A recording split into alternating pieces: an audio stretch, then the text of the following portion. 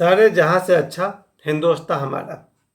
इस गज़ल को लिखने वाले इकबाल साहब के बारे में भी कुछ बात करेंगे और उससे पहले बाबा बागेश्वर की पद यात्रा में आज साथ दिए हैं मनोज तिवारी जी। ये दो बातें मुझे एक साथ आपसे कहनी है। आज बाबा बागेश्वर के सनातनी हिंदू एकता पद यात्रा का 7वां दिन पूरा हुआ। अब और 2 दिन बच गए हैं, 8वां दिन और 9वां दिन। यानी अब तक उन्होंने लगभग 140 किलोमीटर की पैदल यात्रा पूरी कर ली है और उनके साथ लगभग 1 लाख लोग प्रतिदिन चल रहे हैं। और इनका जो लक्ष्य है, जात पात को करो विदाई, हम सब हिंदू भाई भाई। और इनका जो दूसरा लक्ष्य है, सभी हिंदुओं में एकता लानी है। देखिए, ये बात बहुत पहले की है, लगभग 1940 के बाद से कुछ लोगों का ख्याल था कि हिंदू मुस्लिम एक साथ नहीं रह सकते इस देश में। देश की आज़ादी से मैं पहले की बात कर रहा हूँ, 1947 से पहले की बात कर रहा हूँ। समझिए 1946 के आसपास में एक बहुत बड़े शायर हुए थे, अल्लामा मोहम्मद इकबाल, जिन्हें हम लोग सिर्फ इकबाल साहब के नाम से जानते थे। आपने वो प्रसिद्ध गीत तो सुना होगा, सारे जहां से अच्छा हिंदुस्तान हमारा। ये गीत स्कूलों में बच्चे गाते हैं और हम तो बचपन से गा रहे हैं। और ये गाना मुझे बहुत पहले से याद था, सारे जहां से अच्छा हिंदुस्तान हमारा, हम बुलबुल हैं इसके, ये गुलसिता हमारा। इतने शानदार गज़ल जिसमें ये बात कही जा रही है कि सारे जहां से अच्छा हिंदुस्तान हमारा। हिंदुस्तान के प्रशंसा में इकबाल साहब ने ये गज़ल लिखा था। और रोशन ने अपने प्रवचन में कहा है कि इकबाल साहब गज़ल में लिखते थे कि सारे जहां से अच्छा हिंदुस्तान हमारा, और बंटवारे के बाद वो पाकिस्तान में रहने चले गए। ये बात मैं फिर से कह दूं कि ओशो ने कहा है कि इकबाल साहब ने गज़ल लिखा है सारे जहां से अच्छा हिंदुस्तान हमारा, और देश के बंटवारे के बाद इकबाल साहब पाकिस्तान में चले गए। जब हिंदुस्तान ही सबसे अच्छा था, फिर पाकिस्तान जाने की क्या ज़रूरत थी। इतना ही नहीं, हम आज तक जो मोहम्मद जिन्ना को मैं असली जिम्मेवार मानते थे इस देश के बंटवारे का, इस देश के बंटवारे का असली जिम्मेवार जिन्ना नहीं बल्कि ये इकबाल साहब है। ये बात आज शाम को मैं देखा था टीवी पर।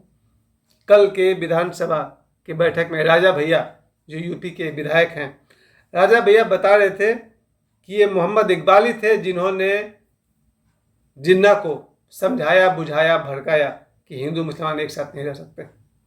तो जिन्ना का ओरिजिनल आइडिया नहीं था देश के बंटवारे का, देश को बांटने का असली आइडिया इकबाल साहब का था, ये मोहम्मद इकबाल। लेकिन मुझे आज भी कहना है, 2024 में हिंदू मुसलमान साथ तो रह रहे। हम जहाँ रहते हैं, हमारे मोहल्ले में भी हैं, मेरे घर के पीछे भी हैं, मेरे अगल बगल में हैं, पूरे देश में हैं। कैसे हैं? अगर इकबाल साहब का ये मानना था कि हिंदू मुस्लिम एक साथ इस देश में नहीं रह सकते, आज करोड़ों मुसलमान इस देश में कैसे हैं? और इसी आधार पर जिन्ना ने इस देश के 3 टुकड़े करवा दिए, ये पूर्वी पाकिस्तान, पश्चिमी पाकिस्तान और भारत। खैर, ये तो हुआ सो हुआ। उसके बाद 2024 में एक बात तो साफ साफ दिख गई कि इस देश में हिंदू मुसलमान साथ साथ रहते हैं। इकबाल साहब की सोच गलत थी कि हिंदू मुस्लिम साथ साथ नहीं रह सकते। हिंदू मुस्लिम साथ साथ रहते हैं, और रहते ही नहीं है, बड़ी खुशी से रहते हैं। मेरे जीवन में जो दर्जनों दोस्त हैं, और दर्जन क्या, बहुत ज़्यादा है, 50-100 भी हो गए, हम हिंदू मुस्लिम साथ साथ रहते हैं।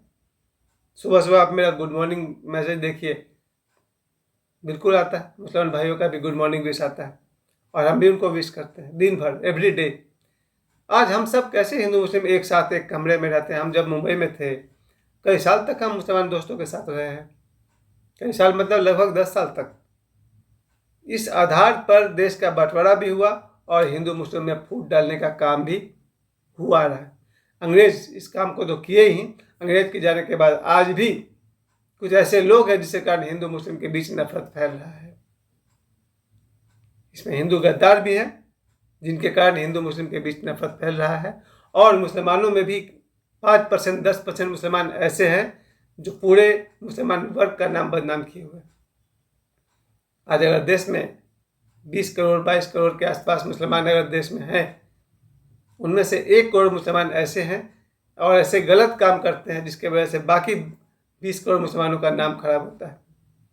अभी जो 2 दिन पहले जो बात चली है, संभल वाले जामा मस्जिद के सर्वे को लेकर के, पुलिस अधिकारी वहाँ आए, सर्वे हुआ, फिर वहाँ पथराव हुआ, गोली चली, 3 लोग मारे गए। दो प्रश्न वहाँ उठता है कि जब संभल का ये सर्वे हो रहा था जामा मस्जिद का, तो वहाँ तो न कोई नमाज का वक्त था और न ऐसा कोई दिन था, फिर भीड़ क्यों इकट्ठा हो गई?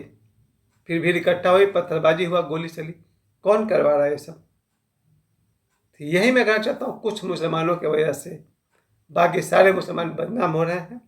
और ये बात तो मैंने पहले भी अपने वीडियो में कहा था कि आज से 400 साल पहले बाबरी मस्जिद के नीचे राम मंदिर मिला या नहीं मिला? मिला ना। फिर जो काशी का जो ज्ञानवापी था, वहाँ मस्जिद के नीचे मंदिर मिला या नहीं मिला? आज जामा मस्जिद पर भी बहुत सारी रिपोर्ट आ रही है कि उसके नीचे जो मंदिर है उसके दीवारों पर हिंदुओं के बहुत सारे चिन्ह दिखाई पड़ रहे हैं। अब 2-4 दिन में ये भी साबित हो जाएगा अगर कि जामा मस्जिद के नीचे भी हिंदुओं के मंदिर थे, फिर क्या करेंगे? फिर ये बात 3 बार साबित हो जाएगी कि ये काम बाबर और औरंगजेब जैसे लोगों ने करवाया था कि मंदिरों के ऊपर ही मस्जिद बनवा दिया था। मैं कल भी कह रहा था इस बात को, जरूरत ही नहीं थी, काफ़ी ज़मीन है, आप बगल में बना लो। वैसे भी देखा जाए तो ऐतिहासिक रूप से ये लोग 5वीं शताब्दी के बाद से अस्तित्व में आए हैं, जो मुसलमान वर्ग है। और ये जितने भी है मुग़ल औरंगजेब, ये सब पिछले 700-800 वर्षों में आए हैं। तो जहाँ जो मंदिर पहले से है उसके बगल में काफ़ी खाली जगह है, वहाँ बना देते। नहीं, मंदिर के ऊपर ही इन लोगों ने मस्जिद बनाया। अब 3 बार तो साबित हो गया, बाबरी मस्जिद में भी हो गया, ज्ञानवापी में भी हो गया, और ये जहाँ मस्जिद जो संभल की बात चल रही है वहाँ भी खबरें आ रही है कि अंदर में हिंदुओं के मंदिर का प्रतीक चिन्ह मिल रहा है। अब देखिए, मुझे यही कहना है कि बाबा बागेश्वर ये जो 7 दिनों से कष्ट सह रहे हैं, किसके लिए सह रहे हैं? कल मैं देख रहा था उनके पैरों में, खुद हम लोग जब 5 किलोमीटर चलते हैं तो पैरों में दर्द होता है, तो कोई लड़का 20 किलोमीटर प्रतिदिन चल रहा है, 7 दिनों से चल रहा है। एक दिन 20 किलोमीटर चलने के बाद लोगों को आराम चाहिए होता है, और ये बिना आराम किए ये लड़का रात को 3-4 घंटे सोने वाला, अगला दिन फिर चल पड़ते हैं 20 किलोमीटर की यात्रा पर। किस लिए? ताकि हिंदुओं में एकता आए, और हिंदुओं में एकता देख करके फिर मुसलमानों में भी एकता आएगा। अच्छी बात सिर्फ ये है कि हम जो कुछ भी करें अपने देश के लिए करें। और गाना है ना, हर कर्म अपना करेंगे ऐ वतन तेरे लिए।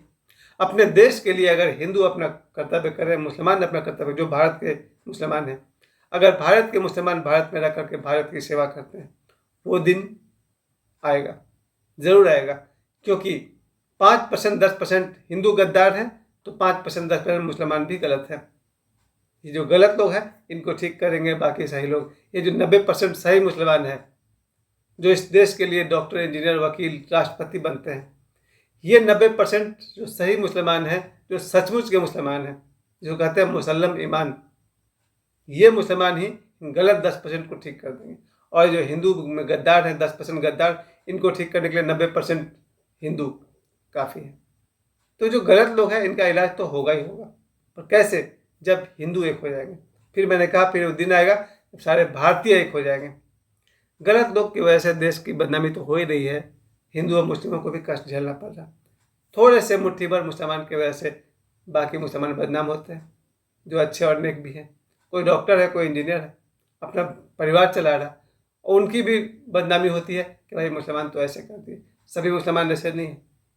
मैं अभी भी कह सकता हूँ इस बात को कि 30 करोड़ के मुसलमान में 1 करोड़ मुसलमान गलत होंगे, बाकी 29 करोड़ की बदनामी उन 1 करोड़ के कारण हो रही है। और हिंदुओं में भी अगर 100 करोड़ अगर हिंदू हैं, उसमें से 5 करोड़ हिंदू तो गद्दार जरूर होंगे, जो अपने ही हिंदू और सनातन धर्म के खिलाफ चलते हैं। इन हिंदुओं में एकता लाने के लिए बाबा बागेश्वर आज 7 दिनों से पद यात्रा कर रहे हैं। उनके साथ 1 लाख आदमी। कितना कठिन है 1 लाख आदमी के सुबह का भोजन का इंतजाम करना, दोपहर के भोजन, चाय पानी, फल का इंतजाम करना, फिर रात का भोजन का इंतजाम करना, फिर इनके लिए कंबल, गद्दा, सुबह नहाने के लिए वॉशरूम, टॉयलेट, इन सब का इंतजाम करना बहुत बड़ी बात होती है। और ये बीड़ा उठाया है अगर बाबा बागेश्वर ने, तो सिर्फ इसलिए सारे हिंदू एक हो जाए। हिंदू जब एक हो जाएंगे तो ही गलत लोग को कंट्रोल किया जा सकता है।